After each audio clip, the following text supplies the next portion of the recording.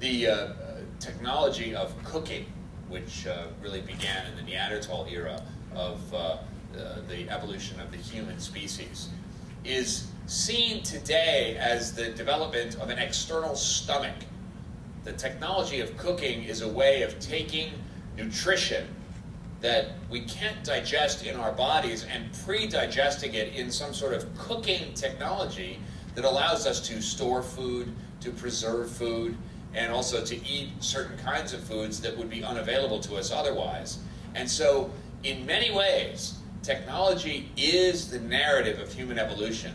For those of you who are waiting to develop spontaneously some sort of jetpack on your back as a sign of human evolution, or maybe you get webbed fingers or something like that to help you swim faster, or develop like a third eye, or a third arm, this is really not the narrative of evolution. The narrative of evolution is our relationship and our intimate, individual development of a relationship with technology. And we go into the brains of human beings. And one of the reasons why development of prosthetic arms is such a significant technological issue is that so much of our brain is devoted to carrying the sort of evolutionary burden of how our hands have interacted with the various technologies in the world that have developed with the tools that have created first humanity and then civilization. And so World Usability Day is not simply about a kind of annoyance with the customer service hotlines of technological devices around the world. World Usability Day is a declaration that we humans are in the business of controlling and mastering and being the authors of our evolutionary narrative. That technology is not something that gets dropped on us. Technology is something that is derived from the ingenuity of each one of us, and that the people who produce technology and produce devices should not be allowed to simply drop stuff on humans and see what sort of works, and if humans adapt to the technology, then good for them, and if they don't, we just put it in the landfill. We've lived through that period of time, and it's created some fantastic miracles, but there's no question that the technological sort of strategies going forward can't possibly work with a pure sort of market structure. There has to be much more intentionality about technology. Technology that brings everyone together. Technology that is usable on a universal kind of level, where the strategy of who's going to use this, how, and why is really a part of the whole design process. My dad was an industrial designer. He actually is still alive today. He's more of a musician and a kind of a retired lecturer on what I do wrong. That's sort of his hobby these days. But and he listens to my radio show and calls me up and says, "That was ridiculous what you were saying, and you embarrassed me completely." But in his professional life, he was an industrial designer. He worked for IBM, he worked for Steelcase, he worked for Eastman Kodak, and I grew up in a designer's household, and growing up with an industrial designer is kind of a strange thing, because you go into his home office, and all designers had home offices. I don't know if any of you know industrial design, but you know, today we all have home offices. But when I grew up, my dad had a home office, because designers, of course, come home, and you know, they spent the day being told, we can't do that, we have no money to do that, and that's ridiculous, and you know, someday, and designers come home, and they take this sort of collective sense of, I'm a complete failure.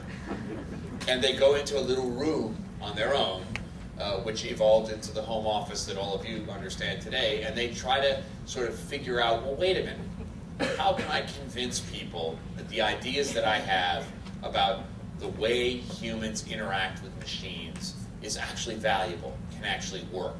And so designers' homes are filled with, you know, desks with sketch pads and prototypes and models and weird sort of things. Dad, what's this? Well, it It was a, isn't that great? World usability, that's like 700 million years worth of evolution right there. That is some serious usability.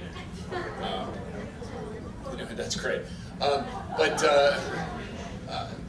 My dad's home office was filled with tons and tons of little prototypes and things, and he worked for IBM, and one of his great projects and one of his great inventions was something called the anatometer.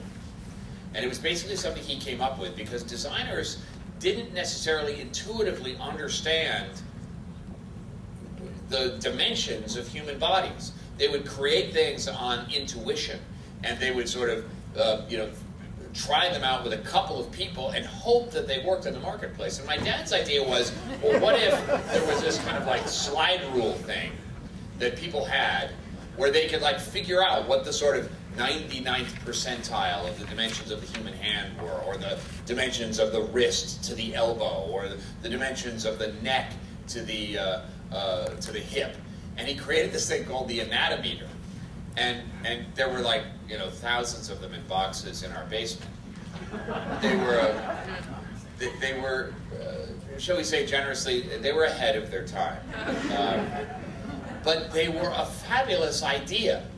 And I thought to myself, so Dad, people are designing clothes and they really don't know the dimensions of human beings? And he said, yeah, that's really the way it goes, and it just drives me insane. And as my dad developed as a designer, one of his manifestos that he actually presented at a design conference back in like the late 1960s was something called the development of the user bias. You can actually Google the words user bias, and my dad will probably come up in some obscure paper from the 1960s or the early 1970s. And he thought, his idea was that designers had to develop a bias towards the user.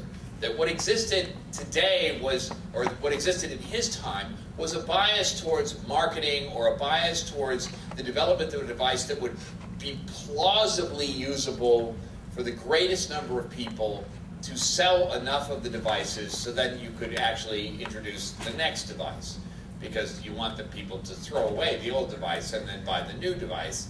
And so the biases were all towards marketing and possibly towards engineering, in the sense that you could develop a device with the fewest and the lowest cost raw materials, etc.